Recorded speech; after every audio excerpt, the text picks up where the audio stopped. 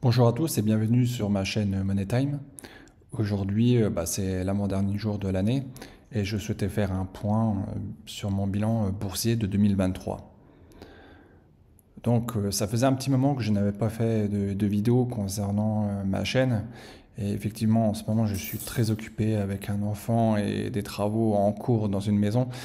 Donc, le fait de faire des vidéos me devient de plus en plus compliqué. Mais j'en profite en cette fin d'année pour vous faire un bilan de mes comptes boursiers. Voilà. Donc déjà d'une part, concernant le compte Money Time que j'avais créé, effectivement pour un compte, on va dire, de dividendes en PEA, ce PEA, je l'ai supprimé. Voilà, parce que j'avais pas le temps et je devais à chaque fois, tous les mois, sélectionner des actions euh, pour faire quelque chose d'attrayant sur YouTube. Mais malheureusement, je n'ai plus le temps. Voilà, et donc ça me posait problème.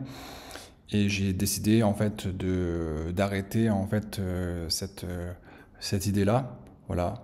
Néanmoins, j'ai toujours continué à investir en bourse et ça je vous montrerai dans les prochaines minutes. Voilà.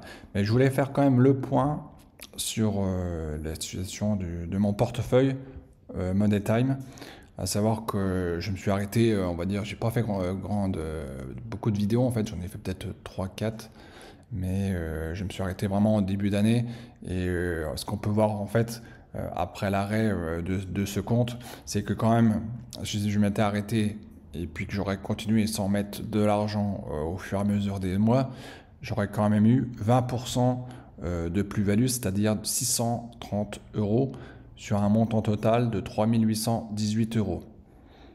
Alors ce qu'on peut voir déjà d'une part, c'est sur Intel, déjà avec un retour de 73%, Amazon 58%, Alphabet 52%, Vicat 49%, Comcast 18%, Stanley Black Decker 15%.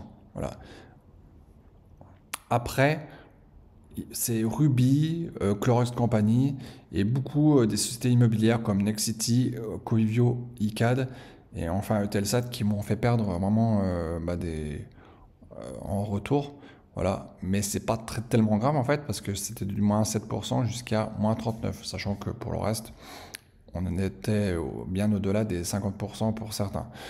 Donc voilà, c'est plutôt un bilan satisfaisant pour avoir développé ce compte sur quelques mois.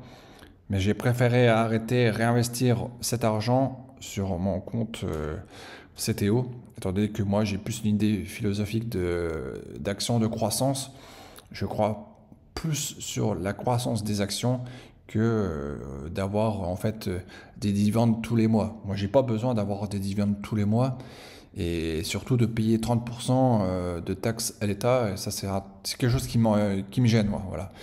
Je préfère éviter de faire trop de transactions, mais que le portefeuille de croissance évolue au fur et à mesure de mes appoints mensuels, et surtout de ne pas faire bénéficier de l'État des 30% de transactions, et que ces 30%-là soient toujours réinjectés dans le portefeuille boursier. Voilà. Donc là, c'était un second portefeuille voilà, que j'ai arrêté. Mais mon second portefeuille primaire, en fait, c'est le compte titre. Voilà. Et que j'ai ouvert depuis 2 ans et demi à peu près. Voilà. Qui est composé essentiellement de valeurs de croissance et notamment les GAFAM. Voilà. Donc, il faut savoir que l'année dernière, en novembre 2022, j'avais une moins-value pratiquement de 4500 euros. Et je crois qu'en mois de janvier 2023, j'avais une plus-value d'à peu près 2000 à 2500 euros. Et aujourd'hui, un an plus tard, j'ai une plus-value de 5306 euros. Comment on peut expliquer cela? Alors déjà, c'est comprendre ce que j'ai acheté voilà, sur le courant de l'année. Voilà. Alors déjà, d'une part, j'ai fait pas mal de vidéos, enfin pas mal, hein, quelques-unes en tout cas, et ça vous donne une petite idée de ce que j'ai pu acheter. Voilà. Si j'ai fait des vidéos sur les GAFAM, c'est qu'il y avait une idée particulière. s'il y avait aussi une vidéo sur Tesla, c'est qu'il y avait quelque chose, un potentiel. Voilà. Donc même sur le secteur bancaire, il y avait toujours quelque chose d'attrayant à investir. Voilà.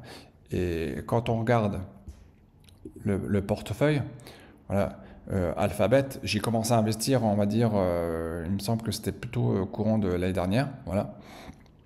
Et aujourd'hui, j'ai un PRU de 104 dollars. Donc c'est pour dire qu'en cours de temps, voilà, pour atterrir à 104 euros, c'est que ça remonte un petit peu quelques mois auparavant. Voilà.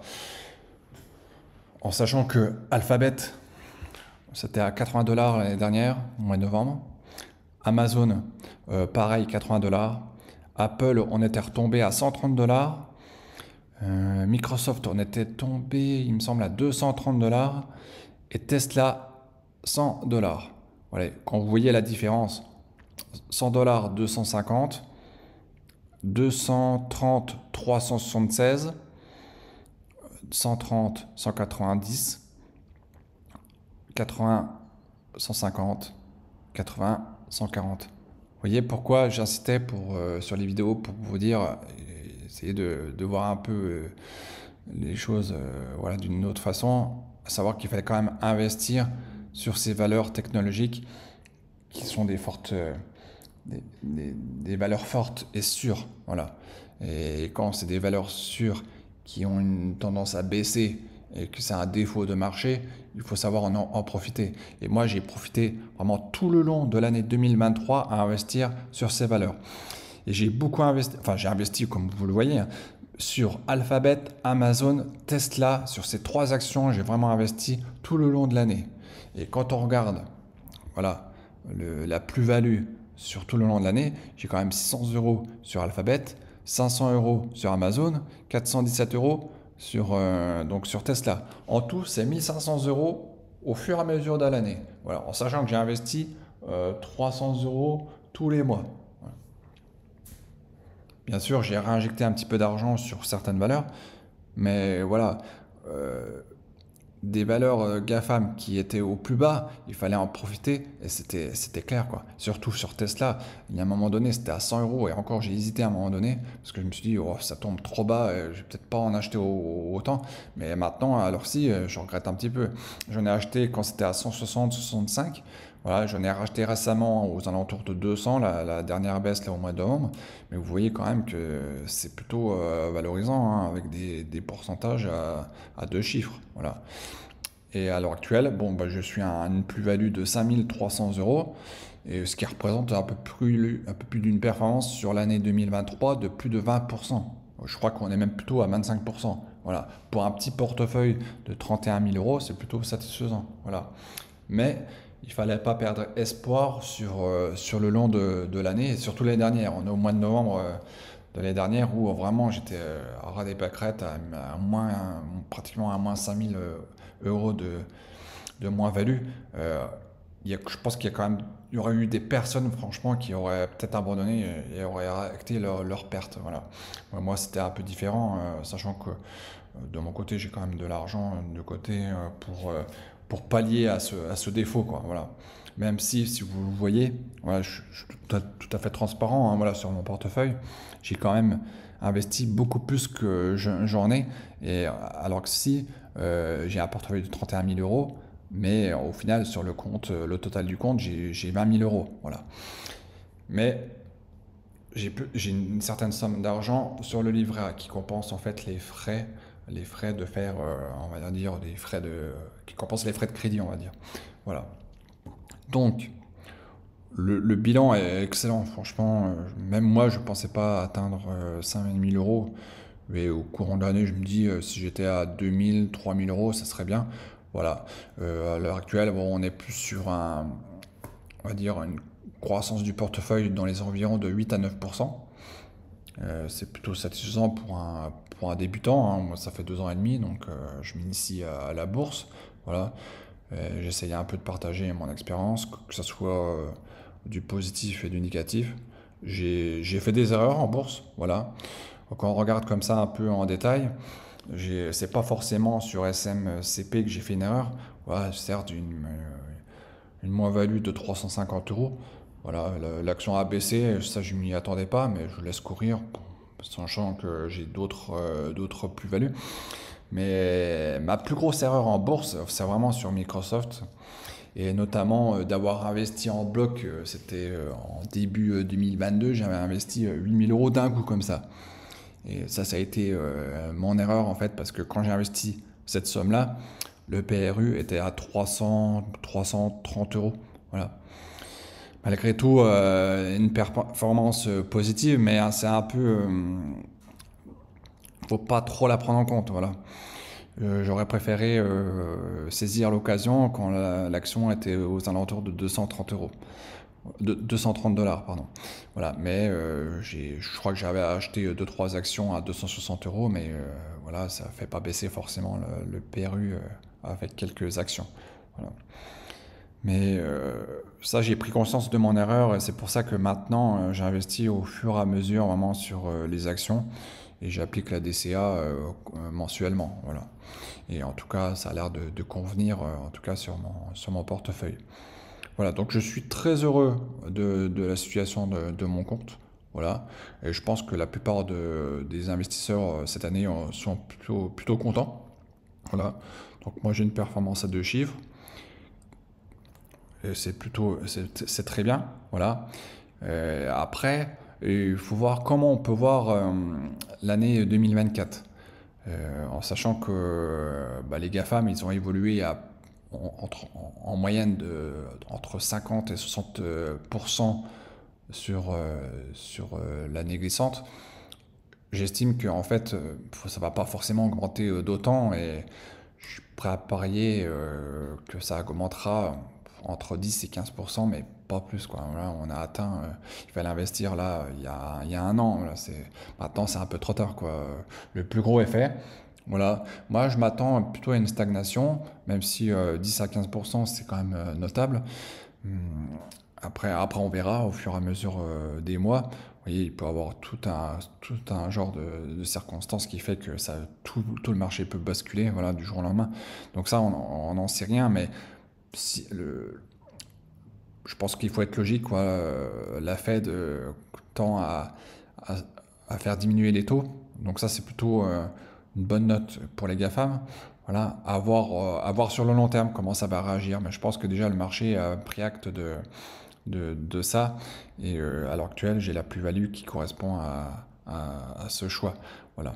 Mais on peut tabler à 10 à 15%. Après, je pense que pour ma part, il faudra diversifier le portefeuille. Voilà, sur les grosses valeurs, malheureusement, je pense que ça va être dur d'injecter encore de l'argent. Moi, je me vois encore injecter de l'argent sur Amazon. Il y a la valeur théorique de l'action, c'est dans les 175 dollars. Donc, je vais encore investir dessus. Mais pour tout le reste, que ce soit Alphabet, voilà, Microsoft, Apple, on est bien au-dessus, quoi. On est bien au-dessus. Et même ainsi que Tesla, Tesla, on est à une valeur théorique de 200 dollars. Donc pour l'instant, ces valeurs-là, je ne vais pas y toucher. Je ne vais pas investir dessus. Voilà, donc seulement Amazon. Donc quand je dis diversifier, il y a peut-être des valeurs de seconde main, on va dire, qui sont peut-être intéressantes à investir. À l'heure actuelle, je vois une action intéressante, c'est Pfizer. Je vais vous expliquer pourquoi. En tout cas, c'est sur le marché américain, mais j'ai pas encore vraiment, je me suis pas penché sur le sujet, sur le côté américain, mais en tout cas, c'est une valeur qui a vraiment chuté sur le long de l'année. Et c'est un peu l'effet post-Covid. Voilà, il y a eu un potentiel énorme avec le Covid, avec les vaccins. Vous voyez, en 2000, fin 2021, on était à 60 dollars pratiquement. Donc voilà, et aujourd'hui, on est redescendu bien en dessous, on est à 29 dollars. Donc là, il y a un potentiel sur ces valeurs-là. Voilà, en sachant que la valeur théorique, c'est 40 dollars. Donc ça peut être intéressant. Mais ça ne fait pas forcément partie de ma stratégie de valeur de croissance. Là, ce serait une valeur de croissance, on va dire, sur le court terme, mais avec prise de position sur une plus-value ou des dividendes. Voilà. Mais tout ça, je vais travailler dessus et je vais regarder un peu les actions qui peuvent être pas mal à investir sur 2024. En tout cas, sur le PEA, j'en ai eu une belle. Et c'est notamment, vous voyez, je fais des classements, hein, croissance FR. Donc, j'ai fait un listing des croissances, des valeurs de croissance sur le CAC 40. Voilà. Croissance US, pareil. Après, j'ai mis des ETF, des actions à dividendes. J'avais noté Pfizer. Voilà. Mais j'ai pas encore travaillé sur le sujet. Et il y a notamment, à l'heure actuelle, une valeur qui est intéressante pour moi, qui a vraiment baissé, c'est Pernod Ricard. Donc je l'avais mentionné sur X. Voilà. Pourquoi? Parce qu'en fait, elle était au courant mai à une hauteur de 217 euros. Et là, aujourd'hui, on est à 260 euros. Donc il y a un potentiel il me semble, de 40%. Et c'est une valeur de croissance qui augmente son cours de plus de, il me semble, c'est 12% par an. Donc on a le potentiel de hausse de 40% pour atteindre sa valeur théorique, plus les 12% annuels de croissance, sans compter le dividende. Voilà. Mais voilà, si je peux vous conseiller une action à l'heure actuelle, ce serait sur Pernod Ricard. Voilà. Et je compte réinvestir sur cette action. Comme vous voyez là, sur Forvia, je vais être en vente là dès qu'elle atteindra 23 euros, ça me fera à peu près 100 euros. Et je compte investir cette somme sur Pernod Ricard. Voilà. J'espère que ça se fera le plus vite possible, d'ici les 2 mois. Voilà, mais je compte vraiment garder sur le long terme Pernod Ricard. Voilà. Ce sera une petite ligne hein, de 1000, peut-être 1500 euros. Mais je suis assez confiant sur le dossier. Je pense qu'il y a un potentiel sur l'année à obtenir en plus-value. Voilà.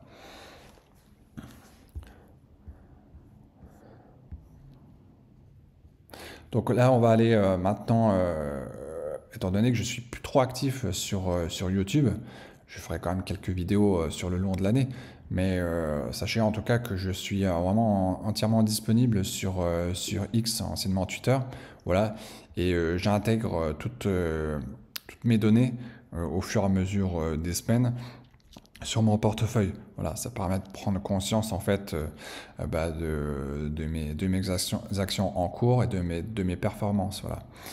Donc là, aujourd'hui, j'ai mis en fait la performance de mon portefeuille sur la dernière journée enfin sur les dernières journées de l'année. Voilà. Là, j'ai parlé de Pernod Ricard, là, et savoir ce que je vous ai dit à l'heure actuelle, avec un potentiel de 41% et puis une croissance de plus 12% par an. Donc ça, c'est ma petite suggestion encore, voilà. Donc toujours mes idées, voilà. Donc là, parfois, il faut vendre ses actions en swing trading. Effectivement, j'avais vendu très récemment, ça c'est intéressant de le dire aussi. J'avais vendu, donc position fermée. J'ai vendu Bank of America. Je l'avais acheté aux alentours des 28 dollars. Mais malheureusement, l'action, on était vraiment sur un support. Comme on voit là, il y avait un support à 28 dollars. Et malheureusement, l'action, à un moment donné, a chuté et du coup, elle a atterri à 25 dollars. Je l'ai conservé, voilà, et puis j'ai attendu la hausse jusqu'à la vendre à 33 dollars. Encore, j'aurais peut-être pu vendre un peu plus haut, quoi. J'avais une petite ligne là-dessus et au final, je me suis fait un petit peu d'argent. Je me suis fait 160 euros, voilà. Là, c'est toutes mes actions qui ont été fermées. Voilà. Bon, vous voyez, hein, là, je suis cash. Hein, j'ai fait pas mal de transactions à mes débuts et j'ai perdu quand même un petit peu d'argent. Voilà. La plus-value qui est là assimile aussi les moins-values qui sont mentionnées, bien sûr. Hein. Voilà. Donc, ma plus grosse perte, c'est a priori, c'est ArcelorMittal. Et j'ai gagné pas mal d'argent aussi sur Renault. Voilà, en plus-value, quoi, sur du swing trading. Voilà. Moi, ma vocation, c'est plus détenir des actions sur le long terme que le swing trading. Voilà, ça se représente pour moi 80%, on va dire 90% de détention de valeur sur l'avenir. Et le reste, essayer de faire quelques mouvements, voilà, profiter en fait des supports, parce que j'ai une expérience au fur et à mesure de voir un peu les actions, voilà, ça donne des idées en fait. On voit qu'il y a des actions, elles naviguent sur des supports. Là, on se dit, ah oui, effectivement, là, ça vaut le coup de les acheter. Voilà. Il y a une certaine expertise qui fait que maintenant, je suis capable de me dire, ok, je vais acheter une action et là, je suis sûr, pratiquement sûr de gagner de l'argent. Et j'ai une valeur un peu fétiche que j'aime bien, c'est surtout Société Générale. Voilà, je l'avais mentionné sur une vidéo lorsqu'il y avait la crise bancaire où je disais, oui, il fallait peut-être investir sur la Société Générale, notamment. Voilà. Et juste pour vous montrer, c'était en début de l'année. Au début de l'année, voilà. On était. Alors, si je suis. On était. Je vais remettre à un an. Donc, c'était plutôt au mois de mars, hein. Voilà. Moi, j'avais mis une position d'achat à 19,5 euros. Malheureusement, j'ai pas atteint le montant là. Ça a descendu au plus bas à 19,75. Et au fur et à mesure, vous voyez, j'aurais. C'est un peu dommage, quoi. L'action aurait descendu un tout petit peu. J'aurais bénéficié de ça. Et en plus, je l'aurais revendu voilà, à 20, sans doute dans les valeurs de 24 euros. Voilà. Et j'aimerais pu me faire au moins 20% sur cette action-là. Et pourquoi je vous dis c'était une valeur voilà, intéressante? Parce qu'à chaque fois, elle rebondit souvent sur les valeurs de 20 euros. Voilà, là, 20 euros, 20 euros, 20 euros, 20 euros et 20 euros. Et c'est pour ça que vraiment cette action-là, je, je l'affectionne ouais, sur du swing trading. C'est pas une valeur de croissance, voilà, mais bon, elle permet d'avoir à la fois gagner de la plus-value et aussi des dividendes, voilà, si on la détient un peu plus d'un an, quoi. Voilà. Voilà tout ce que je pouvais dire sur mon portefeuille. Alors, voilà, sur ma vision de 2024, c'est vraiment voilà, continuer à investir en DCA sur Amazon, éventuellement Alphabet, et saisir l'ensemble des opportunités qu'offre le marché. C'est-à-dire que dès qu'il y a une belle valeur qui décote, qui peut être intéressante à acheter, j'hésiterai pas à l'acheter, quoi. Voilà. Après, pas forcément des grosses sommes, mais au moins acheter au fur et à mesure. Voilà. En tout cas, ce qui démontre en fait que il faut être patient en bourse. Vous voyez, la première année, au bout des 6 mois, j'étais à 2000 euros de plus-value. Après, j'ai atterri à pratiquement à moins 5000 euros de plus-value. Et là, je suis à l'inverse, quoi. Vous voyez, la volatilité de la bourse, voilà, c'est pour ça il faut être très prudent en bourse. Voilà, il ne faut pas investir bêtement. Il faut, moi, je vois beaucoup d'anomalies, vraiment des jeunes qui investissent comme ça au pur hasard sur des valeurs comme Téléperformance, Atos. C'est des valeurs qui, franchement, ne valent pas le coup à acheter, quoi. Voilà, n'achetez pas ces trucs, ces couteaux qui tombent, qui ne servent à rien, quoi. Ce qui compte dans la vie, bah, c'est d'investir. L'objectif pour moi, ce portefeuille-là, c'est pas gagner de l'argent de suite, c'est pour construire un patrimoine financier et pour partir en retraite un peu plus tôt. Voilà. Donc moi, j'ai pas pour objectif de gagner des petits gains, voilà.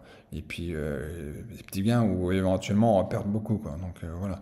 Moi, ce qui compte, moi, c'est d'investir sur des actions de croissance et qui me rapporteront au minimum 8% par an. Voilà. Et encore, moi, j'investis sur des valeurs qui font au moins 15% par an. Voilà. Donc c'est quand même autre chose, mais il faut les saisir, quoi. Voilà. Il ne faut pas investir bêtement sur des actions qui valent rien, quoi. En tout cas, par rapport à l'évolution de mon portefeuille, je vois essentiellement vraiment un socle énorme sur les GAFAM, un peu de diversification, voilà, mais et aussi sur des valeurs du luxe, style eh ben, essentiellement LVMH, Hermès, L'Oréal. Ces trois valeurs-là, c'est pour moi, ça me paraît essentiel. Et malheureusement, j'ai pas saisi l'opportunité en 2023. Voilà, et encore, c'était bien avant. Par exemple, pour Hermès, on va dire, c'était surtout en 2022, mi-2022, on était à, vous vous rendez compte, 1000 euros à peu près, 1000 euros. Et là, on est tombé quand même à 2000 euros. Ça a fait 100%. Voyez. Ça sert à rien d'investir au final sur les actions à dividendes. C'est pour ça que j'ai arrêté en fait d'investir comme ça. Je me suis dit au final, il vaut mieux investir sur des valeurs de croissance, des belles valeurs, voilà, mais d'investir quand elles sont en dessous de la valeur théorique pour profiter un maximum quoi, sur le long terme. Ouais. Il suffisait d'en acheter deux, trois là, et puis voilà, il vous faisait le double. Donc, et encore. Hein. Voilà, Tesla, pareil, hein, c'était. Et encore, il y a eu quand même. Voilà, c'est vrai que l'année-ci, j'ai vraiment profité de l'intelligence artificielle. Ouais, mais il y avait encore sur Facebook, là, Meta, ça a évolué, ça a pris. Le cours a fait fois 3 quoi, voilà, c'est énorme, quoi. Voilà. 100 dollars et maintenant c'est à plus de 300 dollars, quoi. C'est incroyable et ça, c'est des choses qu'on voit pas forcément sur le CAC 40, à part luxe, c'est un peu difficile, quoi. Donc, moi, je suis vraiment plus orienté sur le marché américain, on va dire 75%, et j'aimerais bien investir aussi sur les valeurs du CAC 40 et notamment sur les valeurs de luxe. Voilà. Pour l'instant, j'ai investi sur Kering, mais c'est une valeur un peu faible, quoi. C'est la valeur la plus faible des valeurs de luxe. Est-ce que je vais la garder sur le long terme? Je sais pas. À un moment donné, je voulais basculer, acheter L'Oréal et fermer Kering. Après, j'aurais peut-être dû au final, parce que quand on regarde à l'heure actuelle, on voit quand même que c'était pratiquement au même niveau de prix. Hein. L'Oréal, maintenant, c'est à 450 euros, alors que c'était à environ, il y a pas longtemps, un mois et demi. Hein, il me semble que c'était à moins de 380, un truc comme ça, 380 euros. Donc là, à ce moment-là, j'aurais bien aimé peut-être l'acheter. Voilà. Mais bon, on ne peut pas tout acheter. Hein. Voilà, j'ai pas un budget exponentiel. Je me limite à 300 euros par mois et je peux injecter si je veux en cas de chute un petit peu d'argent, mais voilà, je vais pas non plus. On peut pas tout avoir dans la vie, donc voilà, je m'estime très heureux de cette année 2023. Voilà, et j'espère qu'en 2024, ça sera pratiquement là, enfin, voilà, que ça sera aussi positif. Mais, euh, mais même s'il y avait une baisse, voilà, une forte baisse, moi je serais peut-être même heureux de pouvoir acheter beaucoup plus facilement des belles valeurs parce qu'aujourd'hui le marché est très cher hein, quand même. C'est très cher. Voilà, investir sur Microsoft à l'heure actuelle, faut avoir les reins solides. Hein, on va dire. Ça aide à une certaine hauteur que voilà, ça vaut pas le coup. Enfin, ça vaut le coup, mais ça vaut pas le coup à l'heure actuelle, quoi. Peut-être que dans 3 4 ans, oui, mais il faudra attendre un petit peu, quoi. Voilà. Donc, voilà ce que je pouvais vous dire sur le bilan boursier de mon compte. Voilà, j'ai été clair avec vous, hein, je suis transparent. Je peux pas être plus transparent. Hein, donc, il faut oser le montrer, ce que je fais. Parce qu'il y a beaucoup sur Twitter, sur YouTube, qui montrent, qui ont toujours des bonnes idées, mais au final ne montrent jamais leur portefeuille. Et moi, ça me gêne. Voilà. Pourquoi pourquoi montrer des enfin démontrer des idées sans montrer le portefeuille, vous voyez? Donc, ce qui compte, c'est pas forcément la plus-value ou la moins-value, mais c'est de comprendre le raisonnement. Voilà. Moi, je m'en fous qu'il y ait 5000 euros. Hein. Voilà, c'est bien, certes, mais vous, votre intérêt, c'est de connaître comment j'ai fait pour atteindre cette plus-value assez importante. Voilà. Et, en fait, moi, mon secret, bah, c'est simple, c'est d'acheter en dessous de la valeur théorique des actions de croissance et des belles actions de croissance et des actions solides, voilà.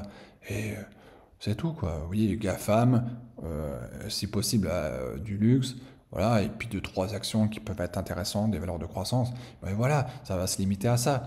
Et ça sera tout, tout bénéfique et ça suffira amplement pour avoir un beau portefeuille. Voilà. Et moi, je suis pas là pour investir sur X lignes, 10, enfin une vingtaine, une trentaine de lignes. Moi, j'investirai, de toute façon, à l'heure actuelle, j'en suis à 8, je crois. 8, voire, c'est sûr, il y a des lignes, à un moment donné, Forvia, je vais arrêter. SMCP, pareil, je vais réinvestir sur des valeurs de croissance, donc ça va se limiter. Voilà, si j'en ai 10 à 15, encore 10 dans 5 ans, je pense que ça sera normal pour moi. Voilà. Donc moi en tout cas je vous souhaite d'excellentes fêtes de fin d'année et j'espère que voilà de votre côté l'année 2023 en bourse a été satisfaisant. En tout cas si ce n'a pas été le cas, bah, je vous conseille de vous abonner sur la chaîne et de vous abonner sur Twitter.